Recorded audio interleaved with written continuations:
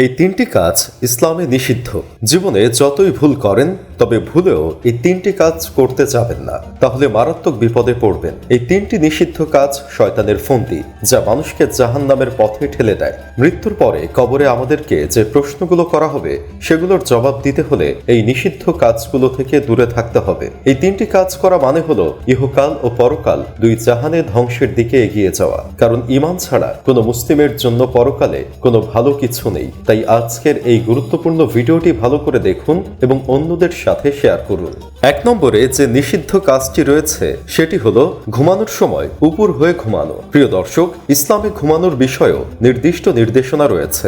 আমরা জানি ঘুম মানুষের জন্য অত্যন্ত জরুরি, কিন্তু কিভাবে ঘুমাবো সেটাও জানা জরুরি। ইসলামে উপর হয়ে বুকে ভর দিয়ে ঘুমানোকে নিষেধ করা হয়েছে। এর কারণ হিসেবে বলা হয়, শয়তান সবসময় উপর হয়ে ঘুমায়, আবার জাহান্নামীরাও উপর হয়ে শুয়ে থাকে। তাই এই অবস্থায় শুয়ে থাকা থেকে বিরত থাকা উচিত। ইসলাম ডান দিকে ফিরে ঘুমানোর উপর জোর দেয়। হাদিসে এসেছে যে ডান দিকে ফিরে শুয়ে থাকলে আত্মা শান্তিতে থাকে এবং সকালে উঠলে মন প্রফুল্ল থাকে। তাই আমাদের উচিত ঘুমানোর সময় ডান দিকে ফিরে শুতে চেষ্টা করা। যাদের এই অভ্যাস আছে তাদের উচিত দ্রুত এটি পরিবর্তন করা।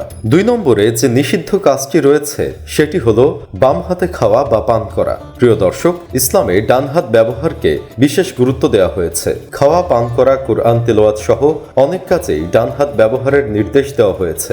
আল্লাহ তাআলা চান আমরা সব কাজ সুন্নতের বিধান অনুযায়ী করি। বাম হাত ব্যবহারকে শয়তানের কাজ বলা হয়, তাই আমাদের উচিত সবসময় ডান হাত ব্যবহার করার চেষ্টা করা। যারা আগে থেকেই বাম হাত ব্যবহারে অভ্যস্ত তাদের উচিত ধীরে ধীরে এই অভ্যাস পরিবর্তন করে ডান হাত ব্যবহার করা। হালাল খাবার ডান হাতে খাওয়া আমাদের ঈমান বাড়াতে সাহায্য করে।